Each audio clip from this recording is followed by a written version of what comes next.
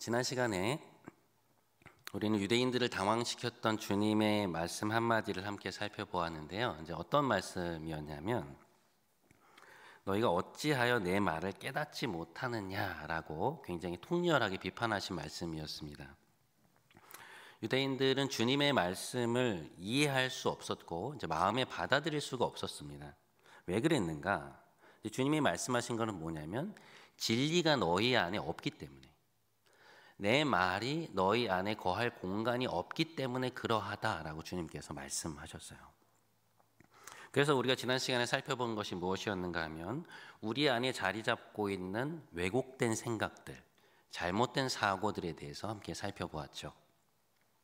오늘 이 시간에는 우리의 의지에 영향을 주는 요소 중에 감정의 측면에 대해서 좀 함께 살펴보려고 합니다. 우리 안에 자리 잡은 부정적인 감정들 역시 우리가 하나님께 나아가는 것, 또 하나님께서 우리에게 주시는 메시지를 듣는 것을 방해하게 되거든요. 그래서 이 요소를 잘 다루는 것이 영성생활에서 참 중요하다는 생각을 하게 돼요. 감정이라는 것은 일종의 어떤 접촉이나 터치라고 보시면 될 것 같아요. 여러분도 이제 영화나 드라마를 보시다가 감동적인 장면을 보시게 되면 그 장면이 우리의 감정을 유발해서 우리를 터치하죠. 이제 그럴 때 우리는 어떻게 되냐면 실제하고 있는 우리의 감정을 느끼게 됩니다. 아, 감정이라는 것이 실제하는구나라는 것을 알게 되는 거예요. 이제 사고의 측면보다 이 감정의 힘이 우리에게 훨씬 더 강력하게 느껴지는 이유가 바로 여기 있습니다. 그러니까 접촉이나 터치라는 면에서 이 생각의 측면보다 감정적인 부분이 훨씬 더 우리에게 직접적이고 즉각적으로 느껴지는 것이죠. 이제 우리가 흔히 중독이라고 부르는 현상도 이 감정과 연관이 되어 있는 것인데요. 뭐 약물 중독, 성 중독, 칭찬 중독 다 마찬가지입니다. 그러니까 어떤 행위가 나에게 쾌락이나 행복감을 주는데 그 느낌이 너무 좋은 거예요. 그래서 다른 것을 통해서는 경험할 수 없는 어떤 강렬한 느낌을 주고 그 순간만큼은 내 삶의 의미를 찾은 것 같은 느낌을 주기 때문에 그 특정 행위에 이제 계속해서 집착하게 되는 거죠. 근데 감정이 무서운 게 이런 부분입니다. 분명 어떤 감정들은 우리 삶을 파괴하거나 망치는 걸 우리가 알고 있음에도 불구하고 그 사람들이 그 터치의 느낌 그리고 그 즉각성을 거부할 수 없어서 감정을 맹목적으로 이제 추구하게 된다는 거죠. 특별히 이 시대의 문화가 그걸 좀 부추기는 그 현상이 좀 다분한데요. 지금 이 포스트 모던의 사회는 어떤 권위 있는 누군가의 말이나 합의된 기준이 중요한 것이 아니라 네가 지금 어떻게 느끼고 있느냐, 그리고 그것이 너에게 어떻게 받아들여지고 있느냐가 중요하다고 끊임없이 말하기 때문에 이 현대에 오면서 이 감정의 문제가 우리에게 좀 더 중요해졌다고 좀 볼 수 있습니다. 여러분이 인식하고 계실지 모르겠지만 우리의 일상은 보통 우리가 친숙한 범주의 감정들로 이루어져요. 무슨 얘기냐? 여러분 누군가를 만나거나 아니면 어떤 장소에 가실 때 혹은 어떤 일을 하게 할 때 거의 대부분의 감정이 수반됩니다. 예를 들어서 어떤 사람은 만나면 좋은데 또 어떤 사람은 꺼려지기도 하고 또 어떤 특정한 장소는 들어서면 편안한데 또 어떤 장소는 불편하단 말이죠. 그게 다 감정과 관련된 것이거든요. 이제 그래서 감정이 잘 느껴지지 않는 경우에도 그것과 관련해서 감정이 없는 게 아니라 여러분 우리에게 그 느껴지는 그 감정의 강도가 현저히 낮은 거예요. 요즘 부정적인 측면이라고 볼 수 있습니다. 자, 이렇게 나를 둘러싼 것들 중에 감정이 관여되지 않은 부분이 거의 없기 때문에 이제 감정이 우리 삶에 미치는 영향은 정말 크다라고 볼 수 있습니다. 자, 그런 의미에서 지금 일상의 삶, 지금 내가 살아가고 있는 지금 일상의 삶에서 나를 지배하고 있는 지금 감정들이 어떤 것이냐, 그리고 그 부정적인 감정들을 내가 얼마나 잘 컨트롤해낼 수 있는가가 우리 삶에 굉장히 중요하다고 볼 수 있는 거죠. 감정과 관련해서 우리가 갖고 있는 가장 큰 오해는 뭐냐? 그 감정이 나라고 생각하는 거예요. 그러니까 감정이라는 것은 내 삶의 궤적과 상당히 깊은 관련을 맺고 있거든요. 그래서 그걸 빼놓고서 이제 나라는 사람을 설명할 수가 없는 거죠. 이제 그러다 보니 그 친숙한 감정이 부정적인 것이라고 해도 그게 나의 일부라고 생각하는 것이죠. 예를 들면 늘 우울한 정서에 시달리고 있는 나, 부모님이나 가족에 대해서 분노하고 있는 나, 질투심 때문에 늘 관계를 망치고 관계를 깊이 맺지 못하는 나, 성적인 정욕이나 외로움에 늘 휘둘리는 나. 그런 감정들이 나에게 부정적인 영향을 준다는 걸 알아요. 하지만 그 감정과 내가 분리가 되지 않기 때문에 그것들이 이제 올라오면 거기에 지배가 되는 것이죠. 이제 최근에 미국에서 벌어지고 있는 이 아시아인들을 향한 일련의 폭력 사태를 여러분들 뉴스로 접하고 계실 텐데요. 그 가해자들이 그런 일을 벌인 것이 무엇 때문입니까? 그들 내면에 올라온 분노 때문이거든요. 중국 사람을 비롯한 아시아계 사람들을 향한 분노가 그들의 내면을 계속해서 사로잡고 있었고, 그리고 그 감정을, 자기의 내면을 사로잡은 감정을 따라서 행동을 하게 되니까 그 사태가 걷잡을 수 없어지는 것이죠.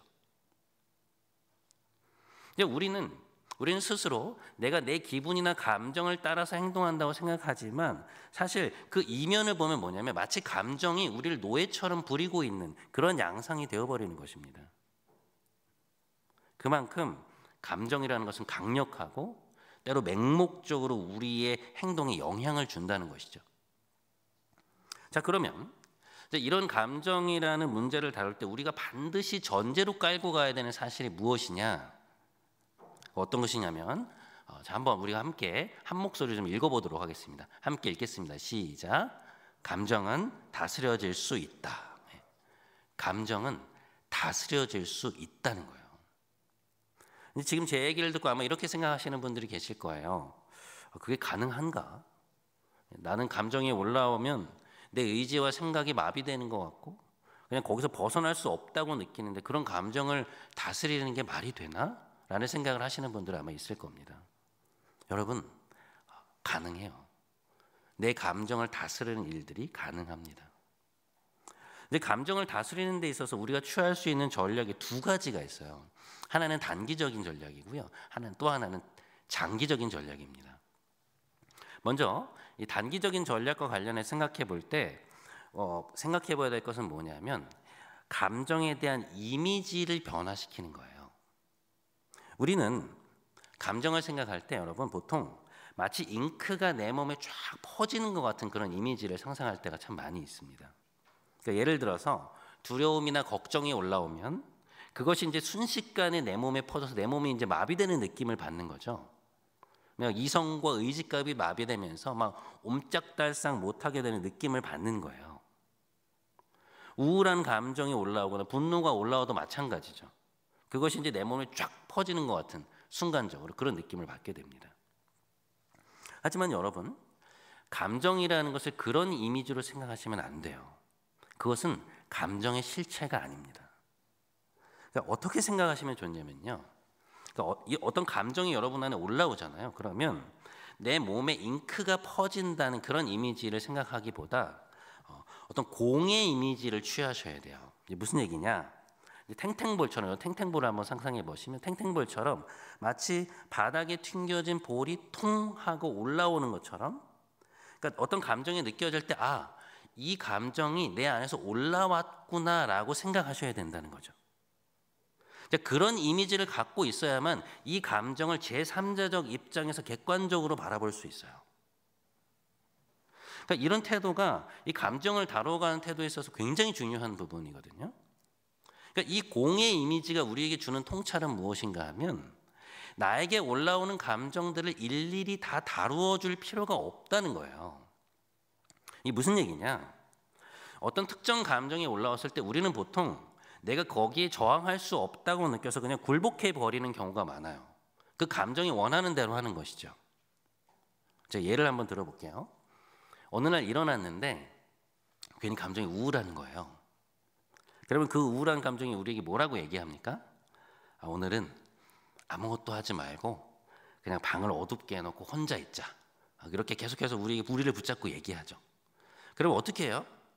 우리는 막 고민을 하다가 몸이 아프다는 핑계를 대고 약속을 취소하고 하루 종일 방을 어둡게 해놓고 우울한 음악을 들으면서 혼자 머물러 있는 것이죠.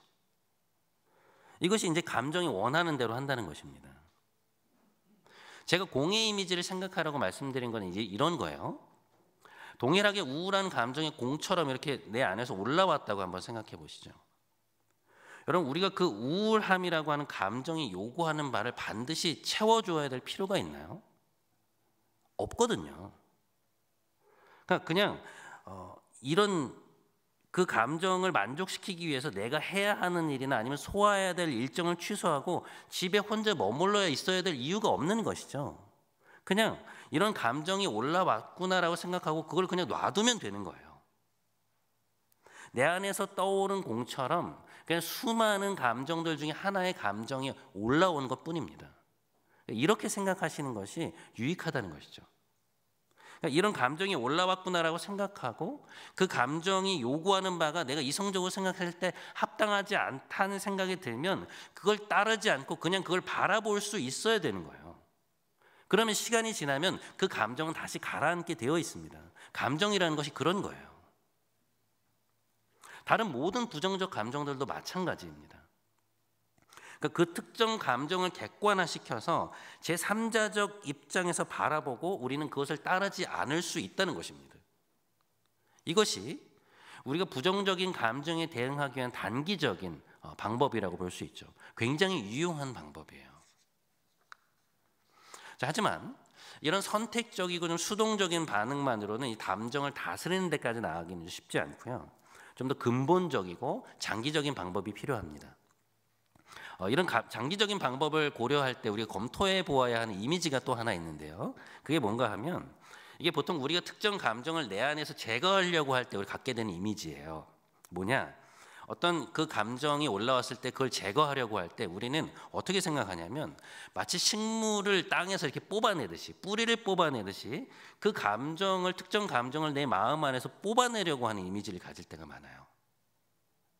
그 감정이 없어지면서 그 특정 감정의 느낌이 없어져서 그것에 대한 찝찝함이 완전히 다 사라질 때까지 계속 기도를 하는 거예요. 이게 없어지게 해달라고. 그 감정과 이제 정면 충돌해서 그것이 올라왔을 때 그걸 없애버리려고 하는 것이죠. 근데 결론부터 얘기하자면 그런 방식으로 감정에 대응하는 것은 불가능합니다.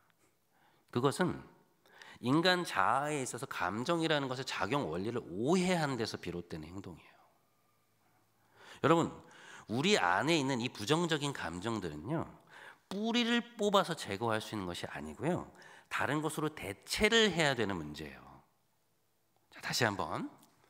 우리 안에 있는 이 부정적인 감정은 뿌리를 뽑아서 없애버려야 하는 그런 종류의 것이 아니라 선한 감정들로 내 마음을 채워서 그걸 밀어내는 방식으로 바꿔줘야 된다는 거예요. 무슨 얘기인지 이해가 되시죠? 여러분, 이 원리를 잘 기억하셔야 돼요. 그러니까 우리가 감정적인 부분에서 장기적으로 영적인 성장을 이루어내려면 어떻게 해야 되느냐? 선한 감정들을 우리의 내면 안에 적극적으로 받아들이고 그것이 우리의 내면 안에 자리 잡게 함으로써 부정적이고 파괴적인 감정들을 밀어내야 된다는 거죠. 그러면 이제 자연스럽게 질문이 올라오죠. 우리가 받아들여야 하는 선한 감정은 무엇이고 우리는 어떻게 그것들이 우리 안에 자리 잡게 할 수 있을까?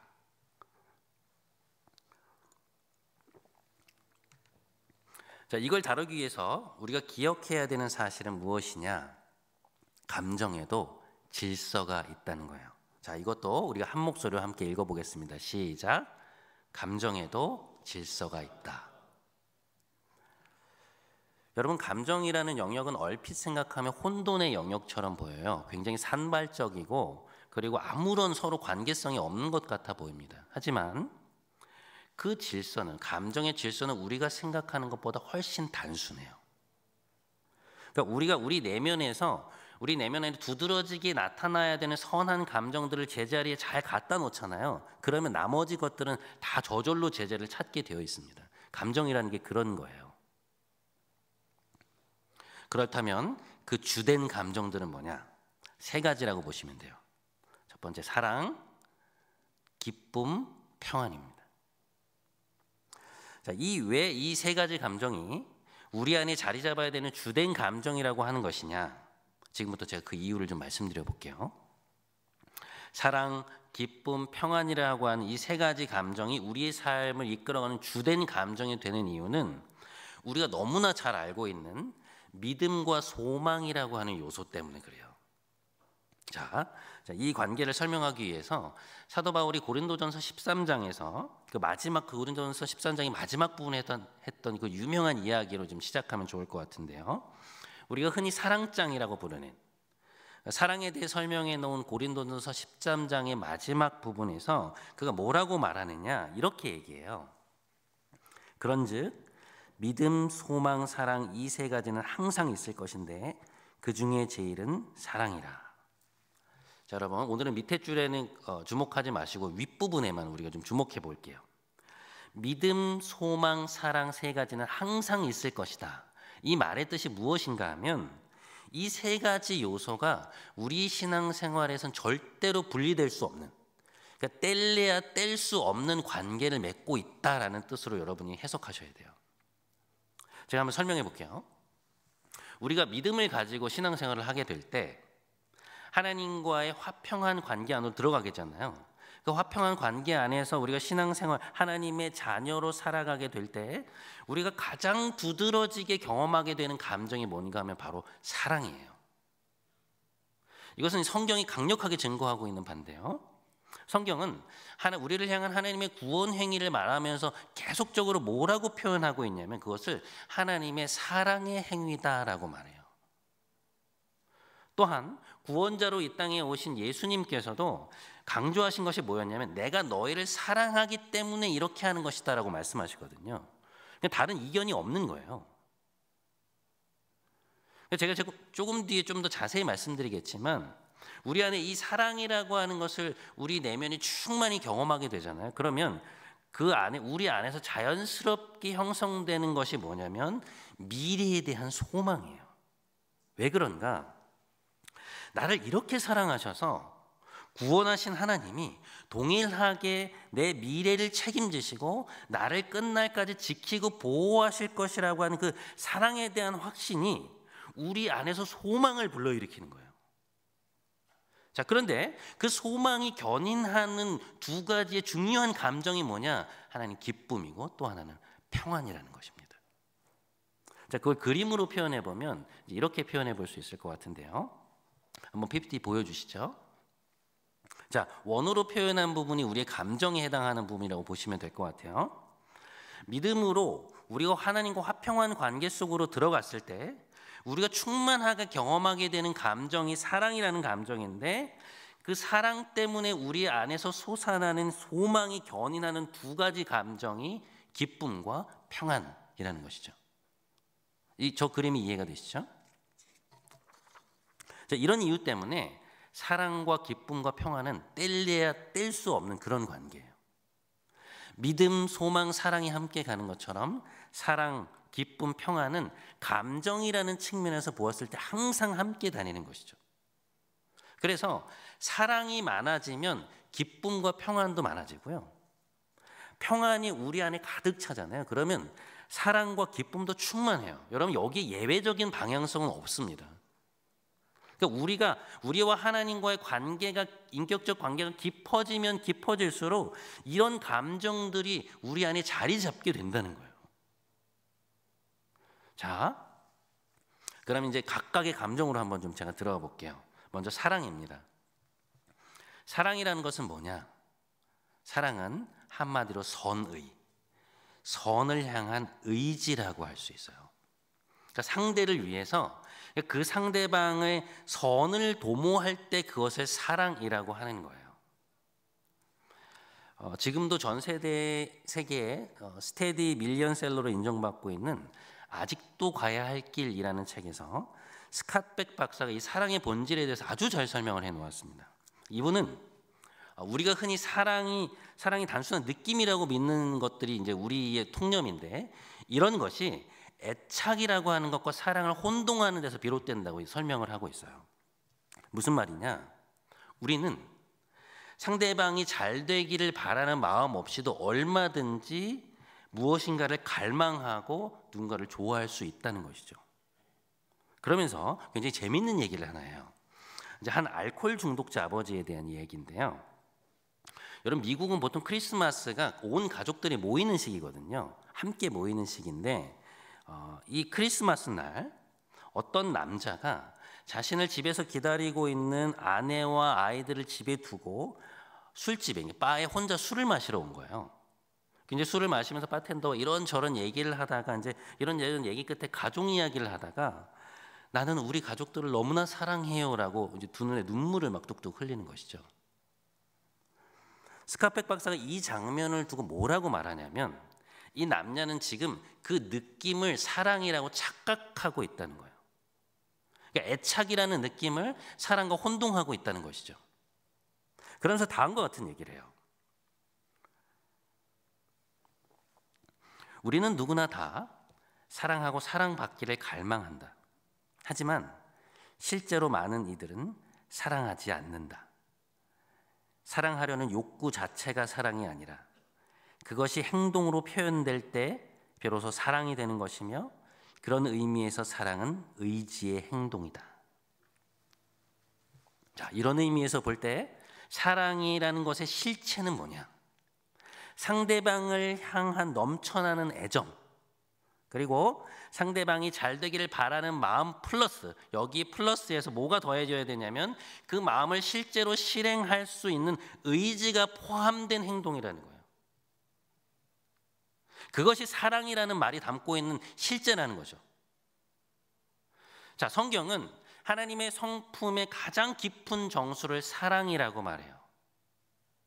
그러면 위의 정의들에 비추어 보았을 때 하나님께서 피조물 된 우리를 신실하게 사랑하신다는 말씀은 무엇을 뜻하는가? 그 말에는 무엇이 포함되어 있느냐? 자녀된 우리를 향한 그분의 넘치는 애정과 더불어서 우리 인생 최고의 선을 향한 그분의 의지가 포함되어 있다는 말이에요. 여러분, 하나님의 사랑에는 우리를 향한 그분의 그 감정적 애정과 더불어서 뭐가 더해진 것이라고요? 거기에 우리 한 사람 한 사람의 인생을 끝까지 책임지시고 우리가 생에서 가장 좋은 것을 누릴 수 있게 하시려는 그분의 굳건한 의지가 포함된 것이 하나님의 사랑이라는 것입니다. 하나님의 그런 마음을 주님이 이렇게 표현하셨죠. 너희 중에 누가 자녀가 떡을 달라 하는데 돌을 주며 생선을 달라 하는데 뱀을 줄 사람이 있겠느냐? 너희가 악한 자라도 좋은 것으로 자식에게 줄 알거든. 하물며 하늘에 계신 너희 아버지께서 구하는 자에게 좋은 것으로 주시지 않겠느냐? 우리의 인생에 선을 베푸시려는 하나님, 자녀된 우리를 향한 그분의 단순한 애정을 넘어서 우리의 삶의 선을 도모하시려는 하나님의 의지, 그리고 그것이 결합된 행동, 그것이 바로 2000년 전 인간의 역사 속에 우뚝 세워져서 영원히 이루고 있는 그리스도의 십자가입니다. 지금도 우리의 삶 한가운데 세워져 있는 이 한복판 가운데 세워져 있는 이 십자가가 우리를 향한 변함없는 하나님의 사랑의 증거예요. 그래서 사도 바울은 그 사랑의 견고함을 이렇게 노래하죠. 누가 우리를 그리스도의 사랑에서 끊을 수 있으리요? 환난이나 곤고나 박해나 위험이나 칼이라. 내가 확신하노니 사망이나 생명이나 천사들이나 권세자들이나 현재일이나 장래일이나 다른 어떤 피조물이라도 우리를 우리 주 그리스도 예수 안에 있는 하나님의 사랑에서 끊을 수 없으리라. 아멘. 여러분, 이 십자가의 계시 속에서 나라는 존재를 향해서 부어지는 이 하나님의 사랑을 우리의 마음속 깊이 흠뻑 받아들이잖아요. 창조주 하나님께 내 존재가 온전히 받아들여지는 이 경험을 계속해서 하게 되면 우리가 어떻게 되느냐? 어떤 일이 일어나느냐? 내 인생에서 다른 사람으로부터 받았던 다양한 종류의 거부, 멸시, 비난으로 인해서 받았던 내 상처들이 치유되기 시작해요. 그로 인해서 비롯되었던 내 안에 있는 분노, 열등감, 자기 거부감, 이런 것들이 사라지기 시작합니다. 내 존재 가치의 소중함을 알게 되는 거예요. 동시에 어떤 현상이 생기느냐? 어떤 사람에 대한 두려움, 미래에 대한 두려움이 점점 내 안에서 사라지기 시작합니다. 사람이 나한테 어떻게 하든 그게 더 이상 나한테 영향을 못 미치는 거예요. 어떤 일이 내 삶을 망가뜨릴 수 없어요. 왜냐? 하나님이 우리 인생에 분명히 선을 행하실 거잖아요. 내가 이제는 그걸 아는 거예요. 이런 하나님에 대한 사랑의 확신에서 비롯되는 것이 뭐냐면 바로 소망이거든요. 미래에 대한 견고한 소망이 이 사랑 안에서 내 안에 샘솟고 자리 잡기 시작하는 거예요. 여러분, 잘 될 거예요. 그리스도 안에서 내 삶은 결국 형통하게 될 거야. 그 소망이 우리 내면 속으로 끌고 들어오는 감정이 뭔가 하면 바로 평안과 기쁨이에요. 기쁨이라는 것은 뭐냐? 이건 행복에 대한 감각에서 비롯되는 감정이에요. 여러분, 마음이 기쁠 때를 한번 상상해 보세요. 뭔가 일이 잘 되었을 때, 그리고 뭔가 일이 잘 풀릴 것 같다는 기대감이 있을 때 여러분 기쁘지 않습니까? 지금 벌어지고 있는 일, 혹은 미래에 벌어질 일이 잘 될 것 같다는 기대감이 내 안에 있을 때, 다시 말해서 뭔가 좋은 것들이 내 삶에 확보되어 있다는 감각에서 비롯되는 감정이 기쁨이라는 감정이거든요. 그런데 그리스도인들의 기쁨의 근거는 무엇인가? 나에게 든든히 확보된 하나님의 사랑이라는 거죠. 나를 사랑하시는 하나님, 내 존재가 잘 되는 걸 바라시고 그걸 위해 굳건한 의지를 가지고 내 인생에 선을 행하시는 하나님, 선을 행하실 하나님, 내 삶에 베푸시는 그 선이 가득하다는 것을, 그 선이 가득하다는 확신이 있을 때 자연스레 우리의 내면 속에는 기쁨이라는 감정이 솟아나는 것입니다. 그래서 기쁨은 쾌락하고는 달라요. 여러분, 쾌락은 어떤 특정 대상이나 특정 상황에 대해서 나오는 감정이지만, 기쁨은 현재의 상실이나 결핍, 실패 가운데서도 유지될 수 있어요. 왜냐? 이것이 나에게 선이라는 확신이기 때문에 그래요. 이후에 나에게 선이 베풀어지리라는 확신 때문에 지금 내 삶의 결핍과 상실 속에서도 나는 기뻐할 수 있는 거예요. 자, 하나님의 사랑이 우리 안에 깊이 뿌리 내릴 때 기쁨과 더불어서 나타나는 또 하나의 감정, 무엇이죠? 평안이에요. 이 평안은 무엇이냐? 이것은 범사가 잘 될 것이라고 하는 그런 확신에서 오는 안식과 관련된 감정이에요. 하나님은 우리가 상상할 수 없을 만큼 지극히 크신 분이고, 우리가 그렇기 때문에 우리가 맞닥뜨리게 될 일치고 선으로 바뀌지 않을 일은 전무하기 때문에, 궁극적으로 나는 아무런 해도 입지 않을 것이라는 확신, 우리의 영혼은 하나님 안에서 안전하다는 그 확신, 그 확신에서 평안이라는 감정이 생겨나는 거예요. 그래서 선지자 이사야는 이렇게 얘기하죠. 주께서 심지가 견고한 자를, 하나님의 사랑에 대한 확신이 견고한 자를 뭐로 지키신다고요? 평강의 평강으로 지키신다. 여러분, 사랑, 기쁨, 평안, 이 세 가지 감정들이 우리 내면을 지배하는 감정들로 자리를 잡잖아요. 그러면 정말 신기하게도 내 안에 자리 잡고 있었던 부정적 감정들이 힘을 잃기 시작해요. 두려움, 분노, 여러 가지 채워지지 않던 그 나의 욕망, 상처, 자기 거부감, 열등감, 그동안 나를 쥐고서 그렇게 지배하던 그것들이 힘을 잃기 시작합니다. 갈라디아서에 보면 이런 말씀이 있어요. 그리스도 예수의 사람들은 육체와 함께 그 정욕, 그 단순한 욕망과 욕심을 십자가에 못 박았느니라. 우리가 그리스도께 속했다고 해서 나쁜 감정들이 갑자기 다 사라지는 것은 아니에요. 하지만 우리가 점점 더 그분께 속하잖아요. 그러면 정말 그것들이 십자가에 못 박히게 되는 일들이 일어나요. 그러니까 그러니까 전처럼 우리의 삶을 좌우하지 못할 뿐만 아니라 그 부정적이고 파괴적인 감정들의 자체의 생명력이 사라진다는 뜻이에요. 여러분, 이런 건강한 내면을 갖고 싶지 않으세요? 이런 건강한 내면으로 충만한 삶을 살고 싶지 않으십니까? 이것을 위해서 꼭 한 가지 필요한 것이 있어요. 그게 뭐냐? 하나님 아버지와의 친밀한 인격적 교제예요. 여러분, 사랑이라는 것은 인격 대 인격의 문제이거든요. 그래서 여러분이 하나님을 인격적으로 만나지 않는 이상 저절로 그걸 경험할 수 있는 게 아니에요. 무슨 에너지처럼 여러분에게 주입되는 그런 종류의 것이 아닙니다. 그러니까 하나님이 자신을 가장 밝히 드러내신 그 계시의 말씀을 우리가 매일매일 나아갈 때, 그것을 정성스레 섭취해서 꼭꼭 씹어서 섭취해내고 하나님 앞에 그걸 가지고 기도해 나갈 때, 그 말씀을 통해서 하나님께서 여러분에게 말을 걸어오시는 거예요. 대화를 걸어오신다고요. 그 인격적 만남 속에 우리를 향한 하나님의 사랑을 경험하게 되는 것입니다.